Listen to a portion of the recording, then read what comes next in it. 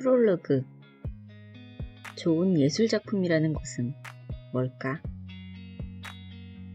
수년간 미술사 강사로 활동하며 가장 많이 받았던 질문들은 좋은 그림의 기준은 도대체 뭔가요? 어떤 그림이 좋은 그림인가요? 라는 질문들이었습니다. 사실 이런 질문에 정답은 없습니다. 미술은 수학 공식이나 물리 법칙처럼 답이 정해진 것이 아니라 누구나 다 다르게 느낄 수 있는 분야이기 때문입니다. 하지만 우리는 다름을 즐기기보다는 소위 전문가들이 정해놓은 틀 안에서 작품들을 만나고자 하는 경향이 있습니다. 그래서 전 본격적인 이야기를 시작하기에 앞서 루브르와 관련된 재미있는 이야기를 하나 전해드릴까 합니다. 루브르 박물관은 처음부터 박물관으로 건립된 곳은 아니었습니다. 이곳은 이전에 프랑스 왕과 왕비가 머무는 화려한 궁전이었지요.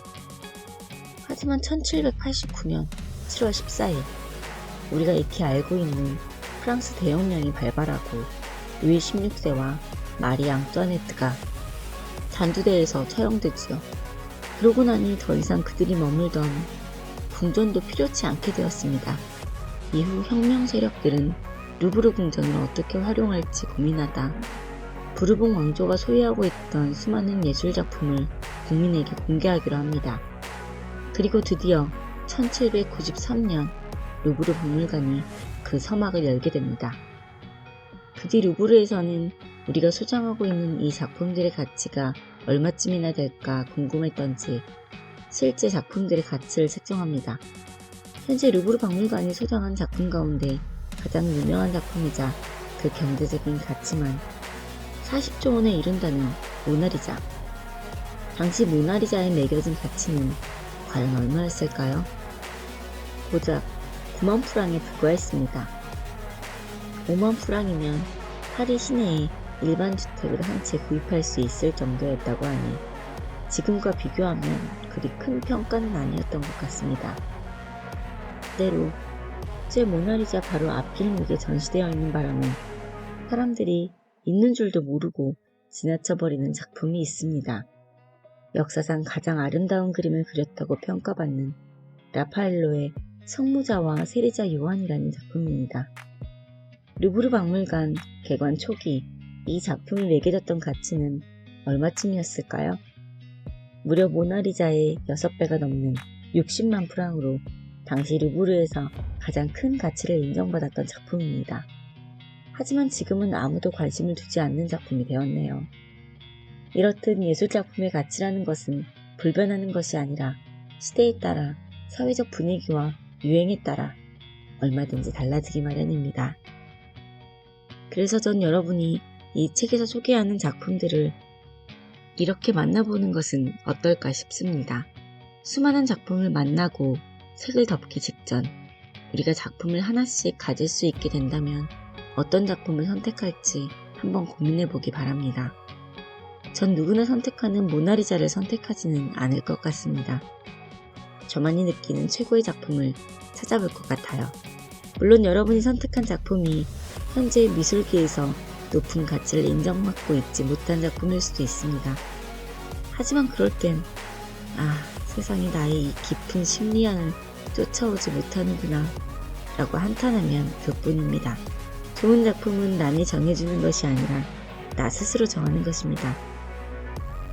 내 마음을 움직이는 작품, 나에게 감동을 전해주는 작품이 진정 좋은 작품이지요. 만약 이 책에서 소개하는 수많은 작품 가운데 여러분의 마음을 움직이는 작품이 단 한 점이라도 있다면 우리가 함께하는 이 시간이 여러분의 인생에 진정 뜻깊고 의미 있는 시간이 될 것이라고 감히 말씀드릴 수 있습니다. 그럼 저와 함께 떠나볼까요?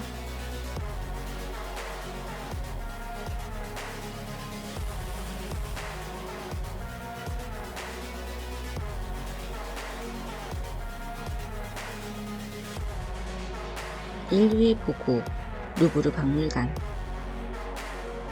11세기 프랑스의 신하였던 노르망디 공작 윌리엄 1세는 영국을 정벌하고 영국의 노르만 왕조를 열게 됩니다. 그로 인해 프랑스 내의 많은 영지가 영국으로 넘어가기 시작하자 12세기 프랑스 왕 필립 오기스트는 영국으로부터 수도 파리를 방비할 목적으로 루브르 요새를 짓습니다. 이것이 루브르 박물관의 시초가 되지요. 하지만 시간이 흘러 요새로서의 기능이 미비해진 루브르는 버려지고 방치되다 16세기 프랑스 르네상스의 아버지라 부르는 프랑스와 1세에 의해 궁전에 걸맞는 모습으로 재탄생합니다. 이후 루이 14세가 베르사유 궁전을 지어 이곳을 떠나기 전까지 프랑스 왕들이 머무는 위대한 궁전으로서 역할을 이어가게 되죠. 루브르 궁전이 박물관으로 재탄생한 것은 프랑스 대혁명 직후입니다. 1793년 8월 10일 혁명 정부는 그간 왕가가 소장해오고 있던 537점의 회화 작품들을 대중에게 공개하면서 궁전은 박물관으로 탈바꿈합니다. 그 뒤로 나폴레옹의 정복 전쟁을 통한 수많은 전리품과 프랑스 정부가 주도한 발굴 사업들, 기에 많은 기증 작품들이 더해져 루브르 박물관은 현재 60만 점이라는 엄청난 작품들을 소장하게 되었습니다. 루브르 박물관은 단순히 작품만 많이 소장한 것은 아닙니다. 그 작품들 하나하나의 가치 또한 대단한데 그 내용을 간단히 정리하자면 이렇습니다. 프랑스 예술 컬렉션을 비롯하여 그때 그리스, 로마, 르네상스 이탈리아, 15에서 17세기 북유럽, 흐르, 스페인 바로크 작품 등 서양 미술사의 전 시대를 망라하고 있으며 고대 메소포타미아와 이집트 작품까지 5천년의 인류 문명사를 살펴볼 수 있을 정도입니다.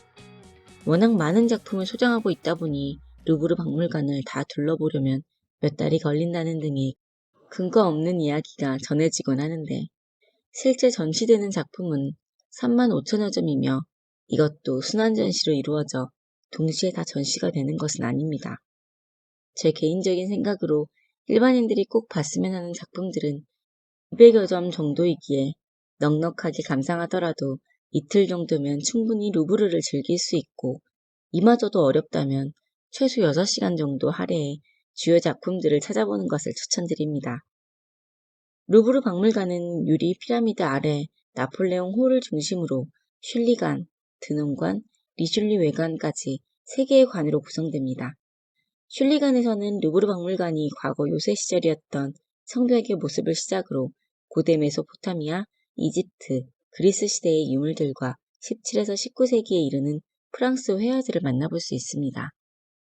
드논관에서는 루브르가 자랑하는 대표적인 예술 작품들을 대거 만나볼 수 있는데 니케를 시작으로 하는 고대 그리스 조각들과 중세부터 르네상스까지 이르는 이탈리아 회화들과 모나리자, 그리고 신고전주의에서 낭만주의로 이어지는 프랑스 회화의 절정기 작품들을 감상할 수 있지요.